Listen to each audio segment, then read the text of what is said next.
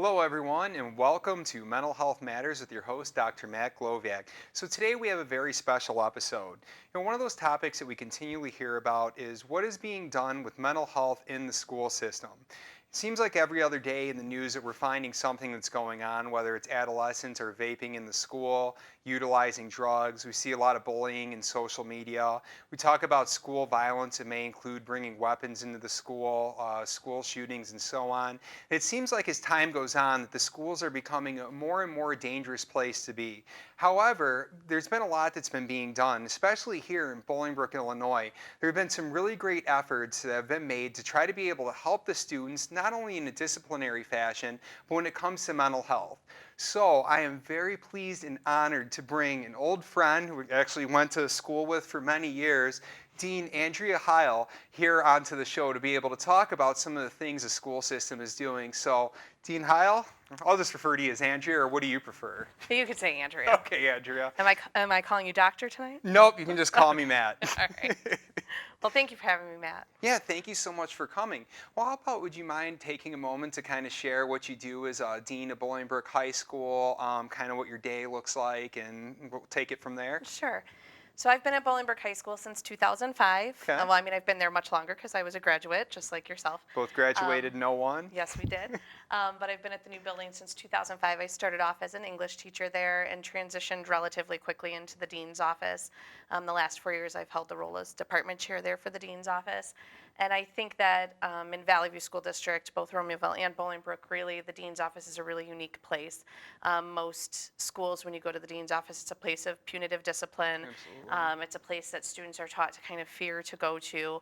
And while there is a place for that, we obviously don't want kids missing class and hanging out in the dean's office. I think we have a really therapeutic process in our schools. So we really work towards restorative practices. We work towards, as you mentioned before, driving families and students to a place where mental health is a focus. We know that if students are exhibiting behaviors in school, there's some underlying cause that is, we call it the root cause of that behavior.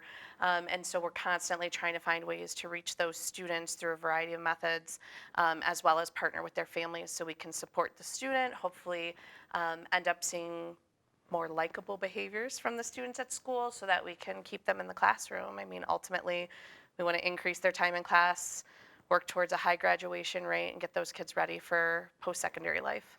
Oh, absolutely, and it is necessary to be able to figure out, I like how you stated, the root cause of what it is that's going on. I feel like so often, especially when we take a look at the school system, and not all school districts are created equal. Some have more resources, some have less resources, but the reality of the situation is that the average educator is not a psychologist, social worker, or anything like that, and it can be very challenging to recognize what's going on.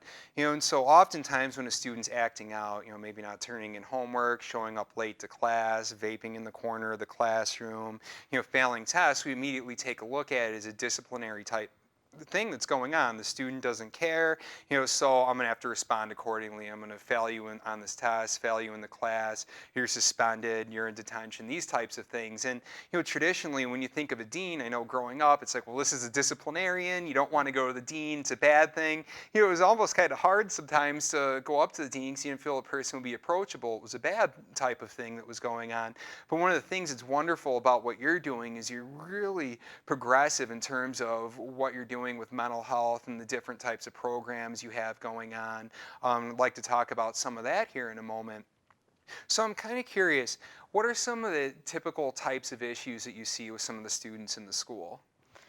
So I would say, I mean, and I think this is across the board as a nation, the thing that comes up the most is attendance, that chronic absenteeism, truancy, tardies to class. That's an issue that all schools are dealing with. That is our number one thing we see students for in our office is kind of their disengagement in the educational process. And obviously that comes from a variety of different factors, whether it be their families that aren't engaged in the process, or they have anxiety about being in classes. They don't feel that they've been successful in the traditional educational setting prior to getting to us at a high school setting. So that's one of the things we see a lot of. Vaping is a huge trend, again, across the country. It's not unique to our area or our district. I mean, I say that it's almost, I mean, I say it's the cigarette of the 2000s, It's right? I absolutely mean, what it is. students don't have a knowledge base. It's no different than I speak to students all the time about my own father, who became a smoker very, very young.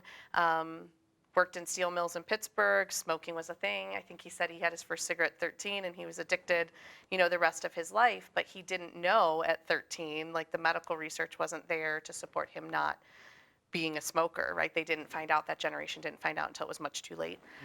So I do talk to students quite a bit about that because they're just unaware, they're not going to know for another 15 years the effects of that.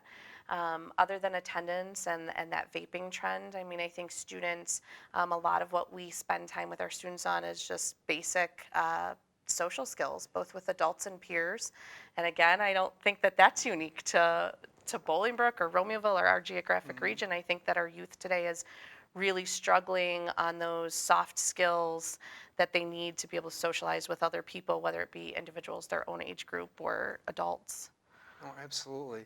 Well, kind of going back to the beginning of what you were talking about here with truancy being a large factor here. Again, I think for many people, the knee-jerk reaction is a student shows up to school late, doesn't show up at all. The student couldn't care less about what's going on with school, isn't engaged, is a delinquent, and things like that. And in the clinical setting, I've had students who've come in who've missed 40, 45 days of school, and they'll have, what we call somatoform type issues in that. So what that is something that's a mental health issue that starts to actually manifest itself as a physical type of illness. We're getting headaches, stomach aches, racing hearts, so on and so forth. And they'll go to the doctor doesn't find anything wrong, but they'll continue to stay home from school, and there's all this stuff that's going on. And the parent will bring the child to see us in the clinical setting, and what we find out is, okay, there's not really a physical health thing that's going on, but there's so much emotional distress around it. So what's going on? And I'm telling you, more often than not, a lot of the things that are going on is that students don't feel as though they're comfortable in the school setting. They may have social anxiety in terms of standing up in front of the class and giving a presentation. Bullying is a huge one. I've seen kids completely miss school and disengage because they're afraid of going in, because they're a little bit different than the rest of the crowd, and they're getting beaten up in the corner of the school, in the locker room, in the bathrooms, and so on. They're just terrified to go. And rather than tell the dean or the teacher and come across as a snitch, if you will, and risk getting beaten up even more, it's just feign illness, or even when it gets to the point of somatoform type disorder, truly feel like they have that type of illness, and they just stay at home and completely miss out on things. As we do work through this, sometimes the students will be placed in a different school or program, things like that. Now all of a sudden they're removed from the bad situation, and miraculously they're getting straight A's or engaging in class and so on. Kind of wondering, to that effect, what types of things you see in the school on your end as an administrator. Well, I feel like much of our conversations at the high school level, our school day starts at 7:30. So I mean, it is It's an very early early. day. We do live in a community where many of our students work jobs to help support aspects of the household. We live in a community where many of our students have responsibilities for younger siblings or children of older siblings that are residing in the same home. And so I think much of our truancy or tardy issue revolves around the fact that we have families that utilize their teenagers as a huge part of their support in their family and in their household. So we work with parents on if the students, where they need to be on their credits. Is there a way to look at what that first period class is? Does it, we don't want to give a student who is working until 1 in the morning a math class first period, Yeah, it's true. especially if we know that they're traditionally going to be coming to school later. So we try to work with families and talk about scheduling and put that student in a class where they are more naturally successful. So maybe a content area where they feel very confident and they don't require as much assistance from a teacher because it's just what they're naturally good at. For me in high school, that would have been English. I was a strong reader, a strong writer. So if I were a student who had home responsibilities that often made me late to school, that might have been a class I preferred first period. But we also touch base with families and try to get them counseling supports. We have a lot of agencies that partner with our district. I know we've talked before that our district's extremely progressive. We are very blessed that we have a supportive leadership team at our district level and have for a long time that really believes that having counseling supports in the schools and partnering with those agencies is what's going to promote our students in the academic setting as well. So we try to get them counseling to kind of help them through some of the things you mentioned. You know, maybe they are getting migraines every day and there's nothing their doctor can tell them is wrong with them. There's It just happens nothing quite there, often. but it's the stress, the anxiety of them going to school, or they had an experience maybe earlier in their lives that impacts them feeling, safe in a school setting. So we do partner with counseling agencies for that as well, to help kind of expose students to slowly making that transition back to a school setting. Okay, well, I think that's absolutely fantastic that you do, factor in all these different elements in terms of having a student who may be trying to help support the family, working till midnight, 1 in the morning, and then trying to intentionally schedule classes that may be a little bit lighter in content or something the student's more familiar with instead of, having the hardest class in the beginning. That sounds to me like a lot of work on your end. Like, how much effort does it take to do that? Do you do that for every student, or how do you select who? So in the education world, we look at students kind of on 3 tiers. We look Okay. at students who need what we call universal support. So that's any student who walks in the building. That might look like giving them a pass or offering them some extra tutoring during a homeroom or after school, like supports that any student should be able to access at a school. Absolutely. Then we look at students who maybe need just that extra level. So maybe they have a check and connect, or they do need to have a specialized homeroom because maybe they're deficient in mathematics or English.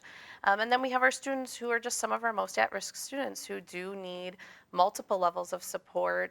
Maybe they've had trauma in their childhood that they're carrying with them, and that's just, school is not their primary focus for a number It's of true. reasons. And those are the students that will manipulate schedules. We work, social workers, counselors, deans, psychologists work very closely together in student service teams in our schools, to try to do what's best for the student and the family. I mean, ultimately, wherever that student is where we have to meet them, Mhm. whether it's academically or whether it be behaviorally or for mental health reasons. We want to kind of get those kids to where they need to be. We got to meet them where they're at. Now you touched on something important. I love as a counselor. That's one of our most famous sayings: is meet the client where the client is at. And you really need to, and that's the same thing that should happen in the school setting. You touched on something that really resonated with me here in terms of students. Now being an administrator, being the dean, if you're a teacher, we would think, especially for that age group, that school will be the first priority. It's the most important thing you've got going on. It should be placed before everything else because school is what's going to set you up for a successful future. You get, learning development, social development, hopefully go on to college or, find some trade where you can make some money. So why wouldn't this be, at the forefront of the child's mind and the most important thing? But the reality of the situation is that when you're in a type of situation where there's so much chaos and drama and things like that going on, it's hard to place the school in front because survival is ultimately going to be the most important thing. And, we're human beings, we're animals just like any other animal in the kingdom. And the most important thing is that survival. So if you're in a situation where, you have a parent who's struggling to make ends meet and you're going to need to work, or there's some type of domestic violence, abuse going on in the home, it's going to be hard to do your homework or focus on that. You have a sibling with special needs, or you live in an area that's impoverished. You can, your parents can't afford the electricity, the water bill, can't afford to pay for the books, and so on. There's drugs all over the place. How can school possibly be the most important thing when you're literally trying to survive day after day after day? Right.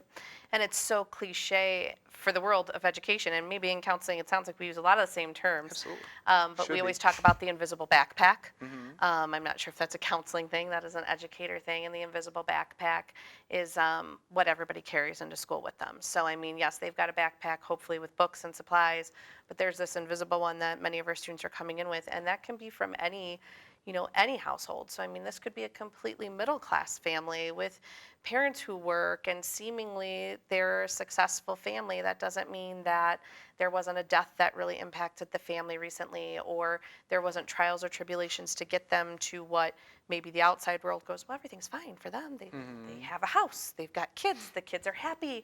But you don't know what's going on that's making that picture perfect situation appear to the rest of us, you don't know what's happening in that home.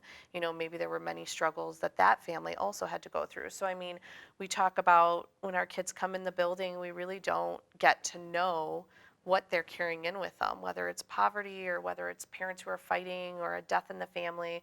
And really, the only way to know that is to build that rapport with students. And to some degree, I mean, although most educators do not have a counseling background other Hmm. than our psychologists, social workers, counselors. Um, I think having that interpersonal ability to communicate and really hear students, and hiring people in schools that have that unique ability to communicate with kids, that's where you get the most bang for your buck, so to speak. Like, that's where kids feel a warm, caring environment, and they come and maybe they tell their math teacher or their track coach or it's their dean, but they're talking to someone, and you start to be able to see what they're bringing to school with them and how to support them. Oh, absolutely. People want to be heard. People Hmm. of any age, they want to be heard. They want to share their story. They want to feel as though other people care. And, take a look at it. The educators are the primary support group for these children. We've got the parents, other relatives, friends, coaches, mentors, and so on. You're right there on the forefront of everything going on there. And although yes, the teachers aren't trained in mental health and what to look for. I know some schools, get a kick out of it. They get 1 hour a year where a social worker comes in. These are the warning Right. signs and things to look for, but that's not nearly enough. But talking to the students, asking the questions, you would think it should be obvious, but not always obvious if there's something that's going on with a student, because mental health, it is dynamic. It ebbs and flows. Somebody doesn't necessarily need to have a diagnosable mental health disorder to have something going on in life. Like you said, if somebody could go through a recent death in the family, maybe a parent lost a job, or maybe the parents are going through a divorce. Now you see the straight A student, the all-star athlete, the head cheerleader, what have you, is suddenly now spiraling downward, and we're looking at like, what's going on? Is there something wrong with you? But it's the environmental situation that's going on Hmm. that's really, making school take a step back, and it's hard to be able to focus. I think even as an adult, if we're going through those types of things, it's really hard to be able to focus on that. So, what types of things would you say when you're speaking with your teachers and that? What type of things do they do to be able to pay attention to those differences or notice them within their students? Well, I mean, I think just teachers, I mean, our teachers do a really good job of greeting their students and trying to connect with them on things beyond the content that they're teaching. So, obviously, seeing a difference in that student as they walk in the room, are they normally saying, hello, good morning, and then for a week straight, they're walking in late all of a sudden, their head's Hmm. down. They keep having to ask them to take their hood off or things of that nature that aren't typical. Grades are always a strong indicator. If a student's going from A's or B's and all of a sudden they're plummeting, and that isn't what their trajectory typically showed for them, that's a pretty good sign that there's something else going on with the student. Peer groups changing. I mean, I'll tell you, Telltale we're sign. really good about being in our hallways in our building, and humans are creatures of habit. It's So true. so are our students. They walk with the same kids, the same path every day to every class. And so when all of a sudden you start seeing that social group change, where Matt's no longer walking with the soccer team, Hmm. now he's walking with 6 kids from some other program that we've never seen him with. Is he just interested in a different club, or are there other areas going on that he's switching friend groups, his grades are slipping? Kind of look for multiple factors that are showing a change in the student, and then work together as a team to collaborate with the family and see if they're noticing things at home too. Okay. So, where do you start to initiate the conversation with the student who you notice these changes in, behavioral patterns, grade slipping, different peer groups, hoodie over the head, and so on?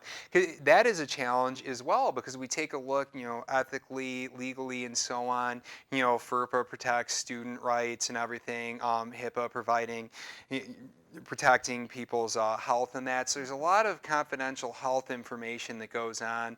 And in terms of students, you can't post their grades everywhere and share the information and what's going on. And there are certain boundaries that can be kind of hard to not cross to try to figure out what's going on. So what's the point of initiation with these students? How far do the teachers go if they notice something wrong? So I mean, I think a lot of times the teachers will have, pretty basic conversations. If it's grade slipping or attendance, hey, what's going on? We've missed you in class. I'm really glad you made it today. I've noticed you've been coming in later and later. Is there anything I can do to support you? I think the ability to come from an angle of, we're not mad at you. Like obviously something's going on. How do we help you? When you start that way, most of the time, I would say 98% of the time, the conversations happen very naturally with the student, because most students want the help. They Hmm. don't want to, kids don't want to fail. No kid wakes up in the morning and goes, I hope that I stink at life today. Like, I Hmm. don't, they don't. They just don't. That isn't, Even the ones who say they do even the don't. ones who say, those are the ones who absolutely don't. Just like the kids who say, Absolutely. I don't want you to tell me what to do. Those are the kids who want you to tell them what to do. Like, they need that structure. So I think just opening a door and inviting the conversation in a supportive way meets most of your kids. And then that percentage that is still pretty resistant. They have trust issues. They just don't feel comfortable talking to adults. That's where our teachers do a really good job looping in the family, and then also looping in kind of those secondary supports, which is a role that deans and counselors and social workers play, because we have the ability outside of that 50-minute class. Teachers, especially at a high school level, they just get a very brief snap each day. They go through 150 kids in 6 hours. Hmm. So they're not with the student all day. But when they refer them to us, then we can sit down and really start having conversations like, what is going on? Do we see patterns across all classes? Is it just one class? And work with the parents and student to identify the problem. Most of the time, once they realize you're working to help, they're pretty transparent. You get very few families that are resistant to working with you. And the families that are, it's typically because somewhere along the way, they felt like the school system either didn't serve them well when they were a child, or they don't feel like it served their own child well, whether it be the school they're in currently or some other school somewhere else. They have a mistrust of the educational system. So then you got to rebuild that. Oh, absolutely. And one of the things here that was really great too, as far as, starting with that general conversation, just having some type of check-in. Hey, what's going on? Hey, you don't really seem like yourself lately. That could be a scary thing as well, being the educator. If I go in there, am I going to open this big can of worms? Am I going to say the wrong thing, ask the wrong question? Maybe the student's doing okay, I'm perceiving things the wrong way. I don't have the knowledge of a social worker, psychologist to even get involved in this, but you don't have to have that knowledge. You can literally just ask, how are you doing? Hey, I want to check in. Hey, I've noticed you haven't really been yourself lately. Would you mind talking about what's going on? And pick it up from there. Right. And I think just education is not for the faint of heart. Like if you're going to go into education in the day and age we live in, you have to be pretty bold with your conversations with students. You don't have to be aggressive, but you have to be willing to take Assertive. risks and support, and take the risk that maybe a student's going to tell you something that's overwhelmingly serious, and then hopefully schools, I know our school does, have a really clear protocol set up for, if you're a teacher, you're a math teacher, and a kid tells you something really terrible that happened to them at home, then who do you go to next with that information, and how do you help bridge that gap? Like, listen, I'm really glad you shared this with me. I want to support you. I'm not the person who can support you, but I have a good friend who works in the counseling office, and I trust Miss So and So, whoever that Hmm. counselor is, with all of my personal things. I'm going to take you to them now and share with them what you shared with me. So I think it's having systems that are clear for your educators to follow through with Hmm. their students. No, that's an excellent thought. One of the other things that we really have to keep in mind too is, when we think of school, we think of learning development, how much, education we can get in there, and trying to really facilitate intellectuality, if you will. But this social development piece is equally as important. I know we had a conversation earlier. You can be the most book smart person in the world. However, if you don't have the social skills, it's going to be really hard to get that job you want. Or maybe you have a brilliant idea, but you don't know how to share it with other people. And how brilliant is an idea you can't share if we can't implement these types of things. And we have to keep in mind the social development piece of this. And also, we have to keep in mind the physiological development that's going on too. I get a kick out of it. We always talk about women mature a lot faster than men. My wife would tell me I'm still immature now, even though, I do the work that I do here and everything, but it's true. When we talk about the prefrontal cortex, which is the area of the brain that's, the moral judgment center and helps you make good decisions. For women, 18 to 20 starts to develop. Guys, we're 20, 22, 22, 24. So these children, if you will, the adolescents, don't necessarily have the brain capacity and the structure is not fully developed to be able to make the appropriate decisions. And tying into what you were saying here as well, instead of taking this disciplinary type action, we should try to find something that's going to facilitate growth, that's going to be able to help, that's going to be able to assist. Because it seems so often that we're trying to force, the children to be able to do things that they're not necessarily capable of doing. Some can Right. adjust, but others can't.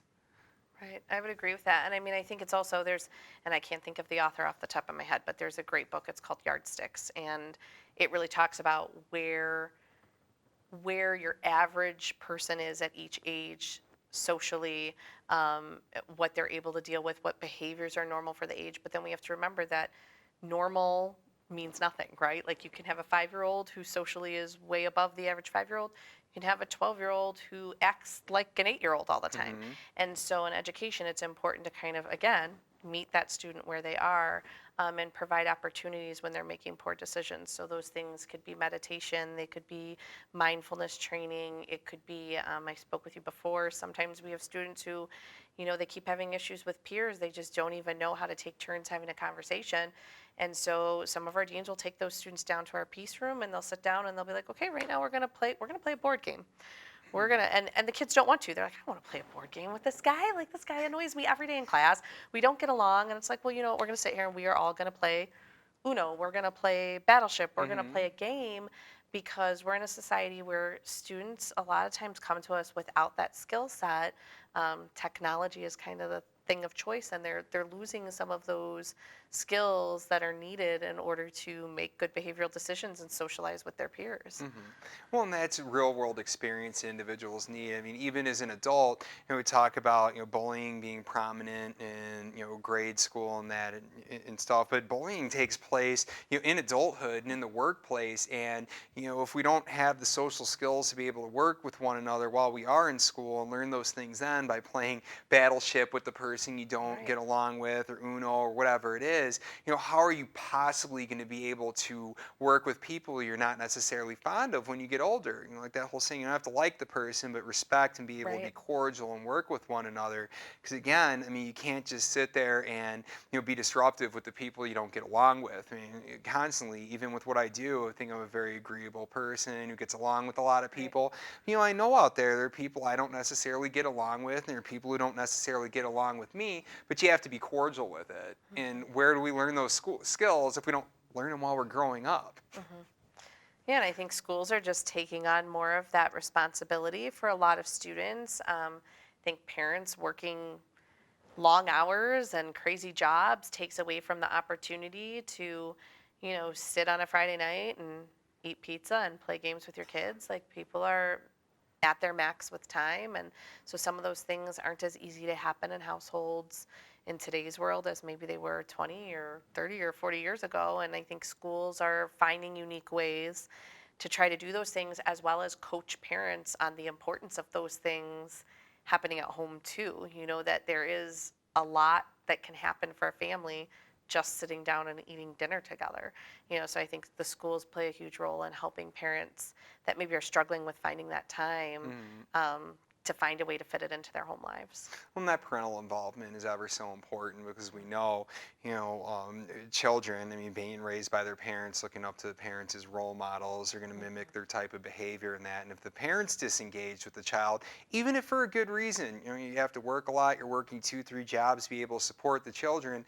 But regardless, if there's that disengagement, the children learn that they become detached, you're not sharing information of what's going on with the parents. And really, the best way for a parent to be able to raise a child appropriately, to be successful, in life, is to engage as much as possible. And even if you can't have the family dinner every single day, at Right. least do it as often as you can, a couple times a week. Let's have phones set aside, the TV's off, and want to talk about your day and be able to practice having those conversations and not just the general conversation of, oh, how was your day? It was great, good. What'd you learn in school? Oh, I learned about science. Okay. But really get in depth with those conversations, have some of the difficult, more challenging conversations so the children learn those skills and become more comfortable opening up.